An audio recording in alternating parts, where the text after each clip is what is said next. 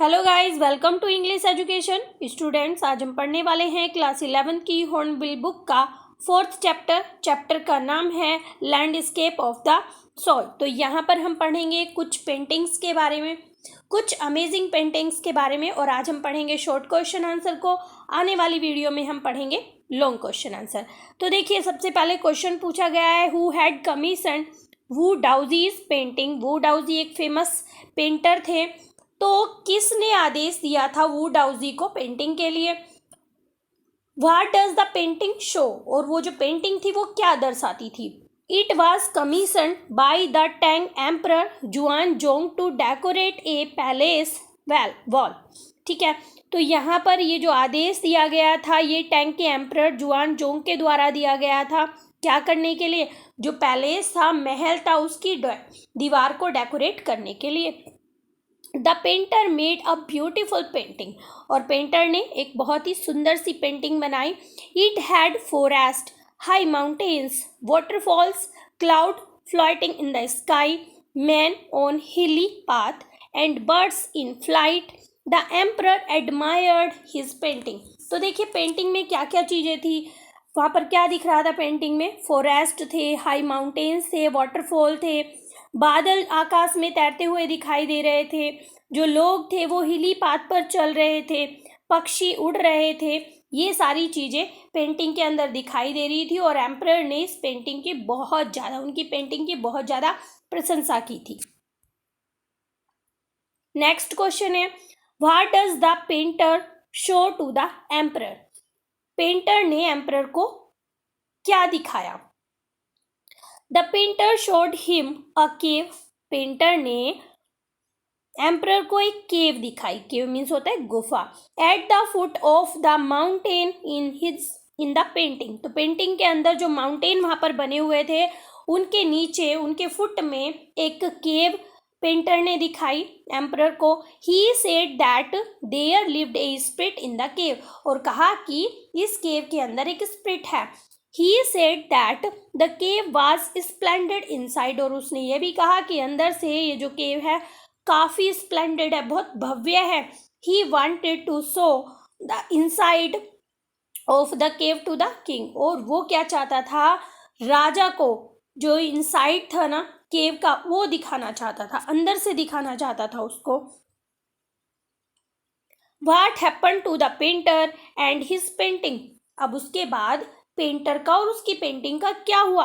The painter clapped his hand and the mouth of the cave open. जैसे ही painter ने अपने हाथों को क्लैप किया तो जो केव बनी हुई थी वहां पर उसका मुंह खुल जाता है। As soon as the painter went inside, और जैसे ही पेंटर अंदर जाता है the entrance closed behind him, और उसके पीछे से दरवाजा जो है, यह जो एंट्रेंस था वो बंद हो जाता है। The painting also vanished from the wall. Vanish means होता है गायब हो जाना, और तभी जो पेंटिंग थी ना दीवार के ऊपर वो भी गायब हो जाती है ना amazing. What does the story of Wu Daozi teach us. ये जो स्टोरी है वू डाउजी की, ये हमें क्या सिखाती है। The story teaches us a lesson that an emperor may rule the world. ये स्टोरी हमें बताती है कि एक एम्परर वर्ल्ड के ऊपर रूल कर सकता है, but only the artist know the inner world. लेकिन आर्टिस्ट जो है, जो उसने पेंटिंग बनाई है ना, उसके इनर वर्ल्ड को एक आर्टिस्ट ही जानता है। This is why the painter was able to enter the cave, और यही कारण था कि जो पेंटर था वो केव के अंदर दाखिल हो सकता था, बट नॉट द एम्परर, और एम्परर वहां पे दाखिल नहीं हो सकता था। Who was Quentin Max's? Next question है, whom did he want to marry? Quentin Massys कौन था और किससे वो शादी करना चाहता था। इन द 5th century एंट्रेप, यहाँ पे जगह का नाम भी दिया गया है। There was a black smith, एक ब्लैक स्मिथ था। His name was Quentin Matsys, उसका नाम क्वेंटिन मैक्सिस था। He fell in love with the daughter of a famous painter, वो एक फेमस पेंटर की बेटी से प्यार करने लगता है। The father did not want to accept a black Smith as his son in law, लेकिन जो फादर थे, उस लड़की के जो पिता थे, यानी कि वो जो पेंटर थे, वो नहीं चाहते थे एक ब्लैक स्मिथ को अपने सन इन लॉ के रूप में देखना। How was Quentin able to marry his beloved, किस तरह से उसने अब जिससे वो प्यार करता था उससे शादी की, किस तरह से वो एबल होता है। तो देखिए, one day the painter was not there, Quentin sneaked into his studio, जैसे ही पेंटर बाहर जाता है तो क्वेंटिन क्या करता है, उस स्टूडियो के अंदर दाखिल हो जाता है। He painted a fly on his canvas, और वो उसके कैनवस के ऊपर एक फ्लाई यानी कि मक्खी को पेंट कर देता है, एक मक्खी बना देता है वहाँ पर। The painted fly looked so real that when the painter came, अब वो इतनी रियल दिखाई दे रही थी पेंटिंग कि जब पेंटर आया ना, he try to set it, उसने कोशिश की थी कि इसको उड़ा दिया जाए। Then he realise that it was a painting, और फिर उसे रियलाइज हुआ कि वो तो एक पेंटिंग है।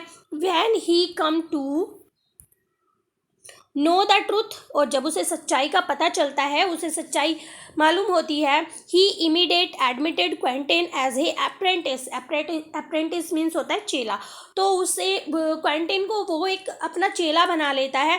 क्वेंटिन मैरिड हिज बिलव्ड, और इस तरह से वो अपनी बिलव्ड से शादी करता है। What do the stories of Wu Daozi and Quentin illustrate, कैसे ये एक उदाहरण है, ये जो दो कहानियाँ यहाँ पर दी गई हैं। These two stories told by the author, ये जो दो कहानियाँ हैं ये ऑथर के द्वारा बताई गई है। Illustrate two different view of art, ये उदाहरण हैं दो अलग अलग आर्ट के। The story of Quentin tells that in Europe art lay stress on the illusionistic likeness, तो यहाँ पर जो स्टोरी है क्वेंटिन की वो ये बताती है कि यूरोप में जो पेंटिंग्स बनाई जाती हैं वो बिल्कुल रियल दिखाई देती हैं, बिल्कुल भ्रमित करने वाली होती हैं। The story of Wu Daozi tell that in Asia art stresses on the inner life and spirit, तो जो वुडाउजी की स्टोरी है, वो जो एशिया में ऐसी पेंटिंग बनाई जाती है वो इनर लाइफ और स्पिरिट को शो करती है।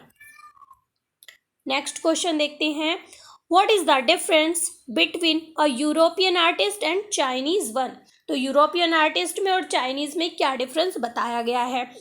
A European artist इंसिस्ट्स on realism, तो जो यूरोपियन आर्टिस्ट हैं वो क्या शो करते हैं, वास्तविकता शो करते हैं।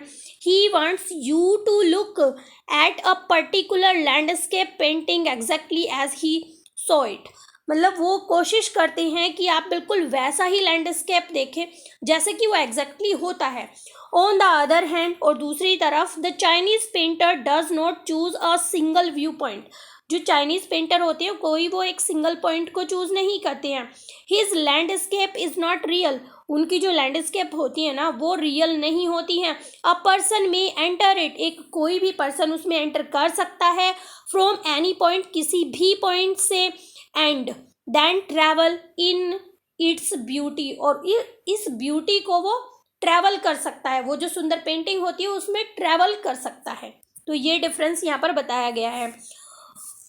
What is the literal meaning of shanshui, तो यहाँ पर एक वर्ड दिया गया है शेंसुई जो चैप्टर में यूज हुआ है, इसका हमें लिटरल मीनिंग बताना है। व्हाट डज इट रिप्रेजेंट, और ये क्या प्रस्तुत करता है। देखिए, the Asian concept of art is expressed as sansui which literally means mountain water, मतलब इस शब्द का शाब्दिक अर्थ माउंटेन वाटर है। सबसे पहले तो इजीली हम इसे ये समझ लेंगे। It is use to represent the world landscape, और ये क्यों यूज़ किया जाता है, ये यूज़ किया जाता है वर्ल्ड लैंडस्केप को रिप्रेजेंट करने के लिए। They represent two complementary poles, वो दो कॉम्प्लीमेंट्री पोल्स को रिप्रेजेंट करते हैं, which reflects the Daoist view in the universe, जो यूनिवर्स के जो दाओइस्ट व्यू था यूनिवर्स का उसको रिप्रेजेंट करते हैं, उसे दर्शाते हैं अपनी पेंटिंग में। What is represented by Yang and yin, important है, कुछ और वर्ड यहाँ पर देखो दिए गए हैं। तो यान और यिंग क्या रिप्रेजेंट करता है।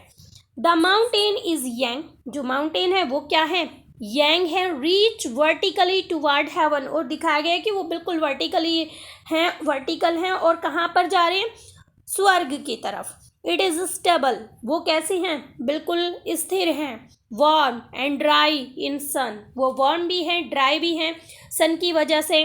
द वाटर इज यिन, और यिन को क्या कहा गया है, वाटर कहा गया है। It is on the earth and is fluid moist and cool. yin represent the respective feminine except the universal energy, yang shows the active and masculine aspect. तो देखिए यहाँ पर डिफरेंस बताया गया है। पहले तो यान और यिन का मीनिंग क्या बताया गया है, यान बताया गया है वर्टिकली माउंटेन को बताया गया है, ठीक है, जो सीधा स्वर्ग की तरफ जाते हैं। यिन किसको बताया गया, वाटर को बताया गया है, जो अर्थ पर रहते हैं, किस फॉर्म में रहते हैं, मतलब लिक्विड फॉर्म में रहते हैं, मॉइस्ट फॉर्म में रहते हैं और कूल रहते हैं, जो क्या रिप्रेजेंट करते हैं, फेमिनाइन यूनिवर्सल एनर्जी को रिप्रेजेंट करते हैं। वहीं पर यांग को बताया गया है कि वो एक्टिव होते हैं और मैस्कुलाइन एक्सपेक्ट करते हैं, ठीक है। आगे देखिए, what is the third element of shanshui, there is third element also, it is the middle void where their interaction take place, this is like pranayama. तो देखिए यहाँ पर बताया गया है कि जो थर्ड एलिमेंट है स्विन का, वो क्या है, दो एलिमेंट तो हैं, तो यहाँ पर देखिए थर्ड एलिमेंट क्या है कि गैप आता है इनके बीच में, थोड़ा सा गैप लिया जाता है इस जगह के बीच में। क्या बताया गया, एग्जाम्पल दिया गया है, this is like the pranayama, ये बिल्कुल प्राणायाम की तरह है। Where the breath is suspended for a few seconds between inhaling and exhaling, मतलब जैसे सांस लेते हैं छोड़ते हैं उसके बीच में थोड़ी देर के लिए रुकते हैं, सांस को रोक के रखते हैं, गैप देते हैं। The middle void is essential for therefore, और इसीलिए ये गैप रखा गया है पेंटिंग में। The white unpainted space is important in the Chinese landscape, और यही जो अनपेंटेड वाइट स्पेस होता है ना, ये इम्पोर्टेंट होता है चाइनीज लैंडस्केप में। तो देखिए यहाँ पर जो सेंसुई एलिमेंट है, सेंसुई में जो थर्ड एलिमेंट है वो स्पेस दिया जाता है पेंटिंग के अंदर, और उसका कंपैरिजन मतलब उसे कैसे बताया जाता है, जैसे कि प्राणायाम में हम थोड़ी देर के लिए रुकते हैं, स्पेस लेते हैं, सांस को छोड़ते हैं, सांस को लेते हैं और उसके बीच में गैप देते हैं उसे इफेक्टिव बनाने के लिए। तो यही चीज़ बताई गई है कि इसी तरह उनकी पेंटिंग में जो है एक स्पेस छोड़ा जाता है, वो वाइट होता है, अनपेंटेड होता है, ठीक है। आगे देखते हैं, what is the concept of outsider art, outsider art का क्या कॉन्सेप्ट है। This concept of art is describe as the part of those who have received no formal training in art. तो देखिए ये जो कॉन्सेप्ट है आर्ट का, ये क्या डिस्क्राइब करता है, ये जो आर्ट है ये उनकी आर्ट है जो बिना किसी फॉर्मल ट्रेनिंग के रिसीव करते हैं, एक आर्ट उनके अंदर होती है, yet they show talent and artistic insight। वो क्या शो करते हैं, हालांकि उन्होंने कोई फॉर्मल ट्रेनिंग नहीं ली है, फिर भी अपने अंदर का आर्टिस्ट, उनके अंदर जो टैलेंट होता है उसे शो करते हैं। Their work are a pleasing contrast to a lot of mainstream painting। तो देखिए यही इस पेंटिंग की मुख्य धारा है कि मतलब वो कोई फॉर्मल ट्रेनिंग नहीं लेते हैं, फिर भी इतनी अच्छी पेंटिंग बना देते हैं कि उनका जो काम होता है ना वो खुश कर देने वाला होता है, वो अतुलनीय होता है। नेक्स्ट क्वेश्चन देखते हैं, who is the best example of outsider art in India. Bharat में आउटसाइडर आर्ट का बेस्ट एग्जाम्पल क्या है, व्हाट हैज़ ही क्रिएटेड, और उसने क्या क्रिएट किया है। तो देखिए the best example of outsider art in India is the rock garden created by Nek Chand in Chandigarh. आप शायद गए भी होंगे, तो यहाँ पर बताया गया है आउटसाइडर आर्ट का एक एग्जाम्पल है रॉक गार्डन है जो नेक चंद द्वारा चंडीगढ़ में बनाया गया है। Many years ago, he began clearing a little patch of jungle in order to lay a garden of his imagination, a garden made with stone, throw away things and other trash. तो ये जो garden है, ये बहुत साल पहले उन्होंने क्या किया, वो जो जंगल था, छोटे छोटे मतलब छोटे जंगल थे, उन्हें साफ करके उन्होंने बनाना शुरू कर दिया. वो जो उन्होंने इमेजिन किया था ना, वो जो उनकी इमेजिनेशन थी, उसे उन्होंने गार्डन का रूप दे दिया. ठीक है. और वो गार्डन किन चीज़ों से बना हुआ है? स्टोन से, जो फेंकी हुई चीज़ें हैं या दूसरी बेकार की चीज़ें हैं, उनसे बनाया गया है. नेक्स्ट क्वेश्चन है, how has the Swiss commission of UNESCO honoured Nek Chand. तो किस तरह से स्विस कमीशन ने यूनेस्को में ऑनर किया, यानी कि सम्मान दिया नेकचंद को. तो देखिए, Swiss commission for UNESCO honoured him by way of European exposition of his work. वो एक यूरोपियन है, हम यूरोप में रहते हैं. तो स्विस कमीशन ने उन्हें सम्मान दिया, किस लिए? कि उन्होंने जो है अपनी आर्ट को, अपने काम को सबके सामने रखा. The 5-month show which began in October 2005. तो अब ये देखिए, जो काम था ये कब शुरू हुआ? अक्टूबर 2005 में.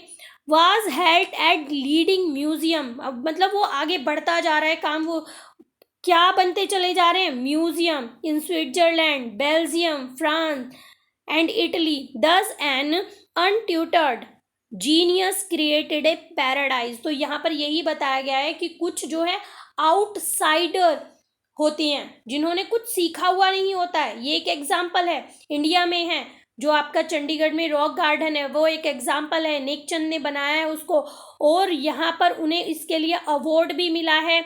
2005 में ये काम उन्होंने शुरू किया और लीडिंग करते चले जा रहे हैं. म्यूजियम बन रहे हैं स्विट्जरलैंड में, बेल्जियम में, फ्रांस में, इटली में. और इस तरह से पता चलता है कि वो कितने जीनियस हैं. उन्होंने कहीं से कुछ सीखा नहीं है, फिर भी उन्होंने एक स्वर्ग को क्रिएट कर दिया है. तो यहाँ पर आपके शॉर्ट क्वेश्चन आंसर होते हैं ख़त्म. आई होप आपको समझ में आ गए होंगे. अगर वीडियो आपको अच्छी लगी है तो एक लाइक ज़रूर करें. चैनल पर अगर आप पहली बार आए हैं तो चैनल को सब्सक्राइब करें. मिलते हैं अपने नेक्स्ट टॉपिक में, तब तक के लिए बाय बाय.